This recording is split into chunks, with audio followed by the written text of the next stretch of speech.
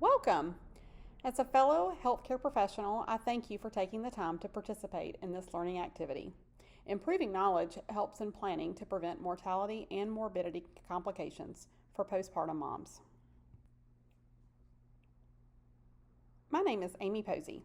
I am a D&P student at Auburn University, and this is my project to increase awareness of postpartum patient concerns for the non-obstetrical clinical staff, particularly in rural Alabama emergency departments.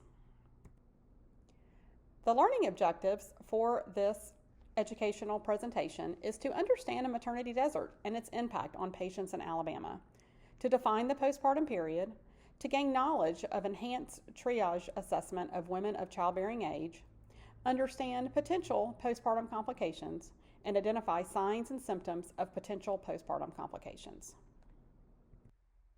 What is the risk of being pregnant in Alabama? In 2020, Alabama had the third highest maternal mortality rate in the United States. Alabama has 55 counties out of 67 that are identified as rural counties.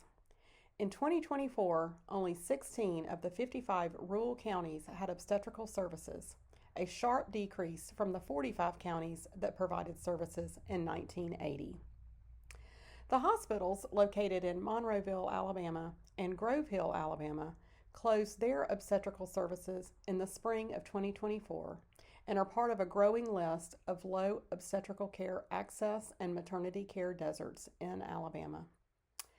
The March of Dimes defines a maternity care desert as a county within the United States in which populations have little to no obstetrical services or providers. These maternity deserts are in rural or remote areas, and patients may have to drive over an hour or more to access obstetrical care. Patients living in maternity care deserts in Alabama have limited access to care during their prenatal, antenatal, and postpartum periods, which could lead to poor health outcomes for the mother and child. The Alabama Maternal Mortality Review Committee found in births that were in 2018 and 2019, there were a total of 93 maternal deaths that occurred. Over 60% of those were determined to have been preventable deaths, and over 81% of those deaths occurred after 42 days post-pregnancy. The leading causes of pregnancy-related death were infection, cardiovascular complications, and hemorrhage. The leading causes of pregnancy-associated deaths were motor vehicle accidents and other causes like intracranial hemorrhage, acute liver failure, and pulmonary embolism, and overdosing. What can we do? As healthcare providers, we can just be more aware of our knowledge gaps, particularly for those of us that do not have obstetrical experience in caring for patients with these specific concerns. People who work in maternity deserts, it is essential for them to be aware of these patients and their potentially urgent needs that they could have during the postpartum period. So consider this. Most patients in the past, when they have been discharged from the postpartum unit at the hospital after having a baby, they are instructed to return to their obstetrician or their nurse midwife to follow up within 6 weeks after delivery of their baby. The patients, when they go in for those visits, they are told that everything looks great. They're instructed they can return to normal activity if they have not already. So one might assume that the postpartum period is over. However, is this a valid assumption? So what is the postpartum period? So following pregnancy, a woman is considered to be in the postpartum period for 12 months, regardless of the length of the pregnancy or the outcome of the pregnancy. Nurses are encouraged to instruct postpartum patients at discharge to seek care for any medical concerns over the next 12 months. But consider this, patients at discharge are usually tired and overwhelmed with so much information, not only to care for themselves, but for their newborn as well. This can lead to gaps in their knowledge, as they may not fully understand that complications can occur over the next 12 months as they recover from their pregnancy.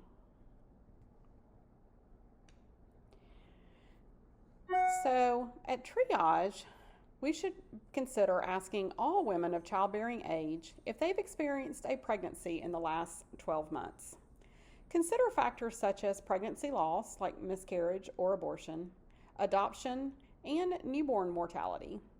These factors take into consideration that these patients may not consider themselves mothers and decline to report pregnancy due to infant loss.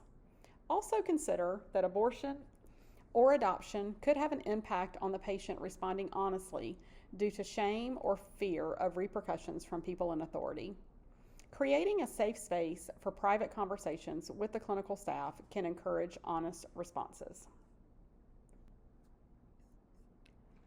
So these are some potential postpartum complications that a patient could potentially experience during the postpartum period.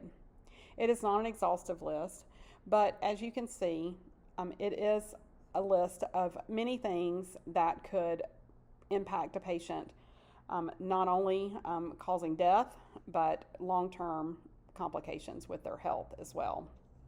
So they can have hemorrhage following delivery of a baby, hypertensive disorders of pregnancy, which each of those escalate from hypertension all the way to HELLP syndrome that could lead to liver failure and death. Cardiac problems like cardiomyopathy, mental health problems, and then vaginal issues such as infection, retained placental fragments, sepsis, and then our arteriothrombotic events that could occur, such as a DVT, pulmonary embolism, and stroke. So let's consider how these patients may present to an emergency department. So examining the different types of signs and symptoms that could indicate an urgent concern during the postpartum period could be helpful in learning what to expect with these types of patients. Even one symptom experienced in the postpartum period should warrant deeper investigation. So our first symptom here is a headache, and a patient may present to the emergency room reporting the worst headache of their life, no relief with any treatments that they've taken, or maybe even taking in some additional fluid like water. They may describe it as a sudden severe pain like a thunderclap, throbbing that's only on one side just above their ear, and this could be accompanied with blurry vision or dizziness. An urgent concern that accompanies this could also be if the patient doesn't usually have headaches, or if it occurs in the first few weeks after giving birth, or if you also see it with a high blood pressure reading or edema. Severe headaches that are not resolving could be other problems like preeclampsia, migraine, rare occasions, a stroke or an aneurysm. It also can be indicative of maternal sepsis. Let's consider the symptom of dizziness or fainting. So a patient may present to the emergency department stating that they have passed out, or they have fallen out, or fainted. They may complain about ongoing dizziness or feeling lightheaded, and it may be intermittent. They may even tell you that there are gaps in their memory that they just cannot recall. This symptom can be an urgent concern, especially if it's occurring the first few weeks after giving birth, if it's accompanied by a headache, blurry vision, slurred speech, tachycardia, chest pain, shortness of breath, and vaginal bleeding. Dizziness or fainting could be a warning sign for preeclampsia, stroke, heart or lung problems, hemorrhage, and also hypoglycemia. Hypertension. General guidance for patients that are not pregnant or within the postpartum period that have a blood pressure reading of 180/120, a healthcare provider should consider immediate intervention. Hypertension in pregnancy is diagnosed with a blood pressure reading of 140/90 on 2 consecutive readings. A critical blood pressure reading that encourages immediate intervention during pregnancy and postpartum is 160/110. People who have hypertension, it could be an urgent concern if they have additional symptoms such as edema, chest or back pain, headaches, swelling, changes in their vision, dizziness, tachycardia, palpitations. If they have nausea or vomiting, if there is protein in their urine, if they have low platelets, and if they have elevated liver enzymes. Hypertension could be a warning sign for preeclampsia, HELP syndrome, and other cardiac conditions. Preeclampsia can still occur in the postpartum period. For patients who report feeling sad, hopeless, and not feeling like they have control over their life, they feel extremely worried, perhaps they have thoughts of harm to themselves or their baby, they feel out of touch with reality, or perhaps their family has brought them to the emergency department because they are concerned about the patient's behavior. It should be considered that these patients perhaps have depression and or anxiety. Outside of the emergency department, patients with these symptoms are encouraged to go to their local emergency department, call 911, or call the National Suicide Prevention Lifeline for free and confidential emotional support. These feelings about thoughts and harm to themselves could be mild or completely unbearable, may be persistent or intermittent, and it could feel like, I just can't do this anymore, I wish I could make this go away. Patients should be encouraged to seek help and be in a supportive environment when they interact with their healthcare providers. The symptom of vision changes. So a patient may report to you that they're seeing flashes of lights or seeing spots or stars, blind spots, maybe blindness for short periods of time, blurry or double vision, or just difficulty focusing. It could be an urgent concern, especially if it occurs the first few weeks after giving birth, but it could occur even after that. Vision changes could be indicative of other problems like preeclampsia or stroke. Patient report of a fever greater than 100.4 could be concerning, especially if it's accompanied by other concerns such as diarrhea, nausea, vomiting, abdominal pain, back pain, difficulty urinating, or a vaginal discharge that has a foul odor. These could be indicative of other concerns that could be quite serious, such as sepsis or other types of infections, such as gallbladder, bowel, kidney, and uterine infections. Shortness of breath. So your patient may report with different types of symptoms of shortness of breath, whether it be tightness in their chest or their throat, difficulty breathing when they're in the supine position, or if they feel like they have to prop up their head with lots of pillows to sleep at night. This could be an urgent concern if they have other symptoms like hypertension and edema, if it's a sudden onset with some swelling noticed in a upper or lower extremities, if it occurs the first few weeks after giving birth, or if it is accompanied with other symptoms like chest, back pain, headache, swelling, changes in vision, dizziness, and tachycardia, palpitations. It could be a warning sign for things such as preeclampsia. Consider pulmonary embolism, pulmonary affections, and also cardiac conditions. So as you're aware, patients can report chest pain or tachycardia in different manners. They could report it as a tightness or a pressure in their chest, a pain that radiates, a tachycardia, bounding heart rates, palpitations, and these symptoms can occur at any time or anywhere and may or may not be triggered by specific events. It definitely is an urgent concern if it is a sudden onset, the patient feels dizzy, faint, disoriented, if the patient also complains about shortness of breath, notices edema in one or more extremities, and has a headache. It could be indicative of a heart attack, thrombosis, or an embolism. On rare occasions, it could be indicative of an aneurysm and also infection. Severe abdominal pain. So these patients may report a persistent sharp stabbing or a cramp-like abdominal pain, something with a sudden onset that is severe and worsens over time. It could be accompanied with back pain, heartburn, pain in the upper abdomen, vaginal bleeding. Severe abdominal pain could be a warning sign for preeclampsia and HELP syndrome. Your patient may report severe nausea that's different from their morning sickness.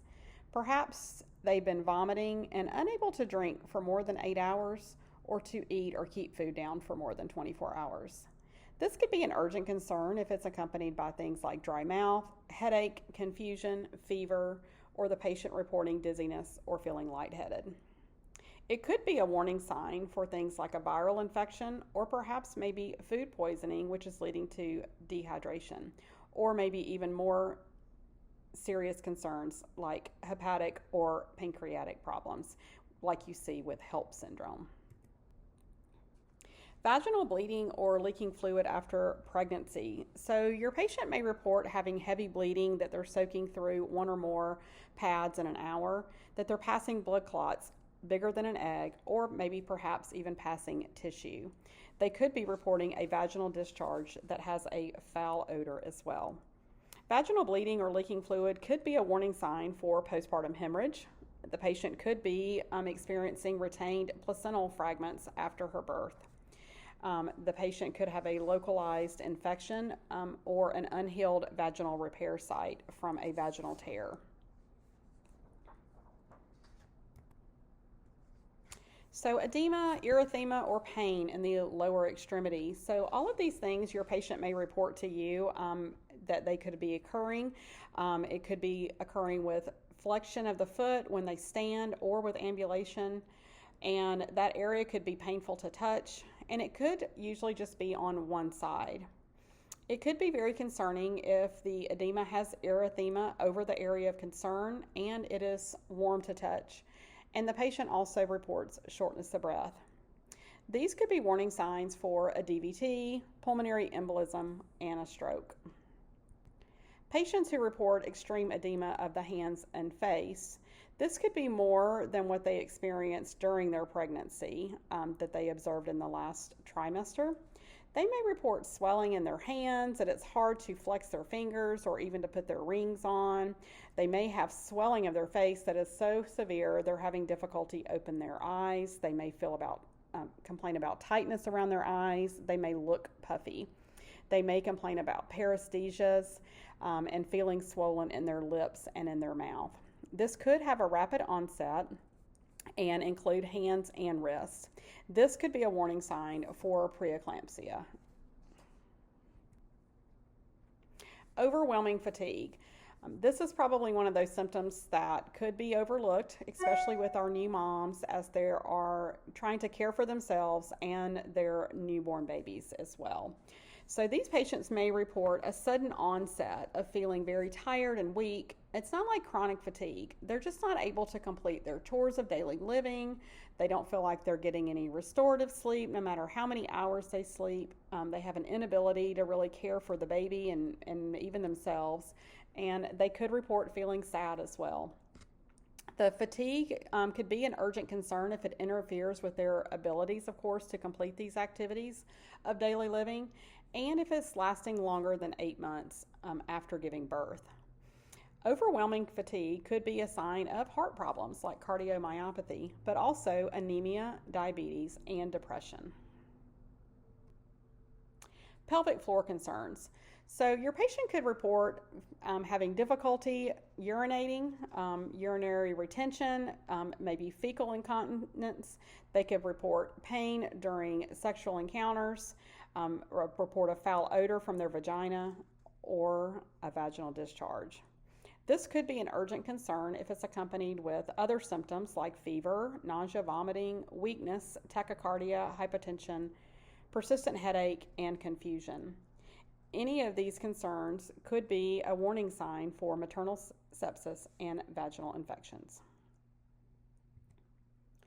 So we've just reviewed a lot of symptoms that could be warning signs of postpartum complications. This poster from the Reproductive Health National Training Center does provide some prompts for staff to be able to consider when they are talking to patients. Consider asking, are you pregnant? Have you been pregnant in the past 12 months? And then this poster again just goes over some of the different warning signs that we have covered here to consider that could be some concerns that warrant further investigation. The CDC has developed a campaign called Hear Her, and this is a patient experience poster and reminds them that they should seek medical attention if they are experiencing any of these signs. We as healthcare professionals are encouraged to hear our patients and ask them about their previous pregnancies, as well as listen to them when they talk about their symptoms that they are experiencing. This QR code is from the Alliance for Innovation on Maternal Health. It's part of the American College of Obstetrician and Gynecologists in their campaign to educate patients and providers about urgent concerns of pregnancy and the postpartum period. You're encouraged to consider scanning this QR code. It will take you to the website that has job aids for clinical staff about urgent maternal warning signs, and it's something that you can keep handy to refresh your memory and your knowledge. So during our triage assessment of women of childbearing age, currently in the emergency department, these women are asked, when was your last menstrual period? And are you currently experiencing pregnancy? Could you be pregnant? And if yes, are you having any vaginal bleeding? So I would encourage you to consider, for those women who are at the age of menarche until the onset of menopause, asking them if they've experienced pregnancy in the last 12 months. Consider adding the following. Have you been pregnant in the past 12 months? Have you been pregnant in the past 12 months in which the baby did not make it or passed away? Have you had a miscarriage or an abortion in the past 12 months? Have you had a baby in the past 12 months and the baby was released for adoption? These questions could help determine if your patient should be considered for other conditions that indicate urgent concerns. So this educational presentation focused on conditions that could be concerning during the postpartum period only. It was used in part for the evaluation for a Doctor of Nursing Practice project. I encourage you to continue your education of urgent maternal concerns. There are many resources out there, and I have highlighted two. The first one here is the Alliance for Innovation on Maternal Health, or AIM. This is a resource from the American College of Obstetrician and Gynecologists where they provide free education to patients and healthcare professionals. The education at the site includes pregnancy and the postpartum period. The Centers for Disease Control and Prevention also has a campaign called Hear Her to increase awareness and knowledge of pregnancy and postpartum concerns. The information at this site was adapted from the AIM resources, but it's also great resources not only for patients but for providers as well. You're encouraged to visit these free resources to continue learning about all urgent obstetrical concerns.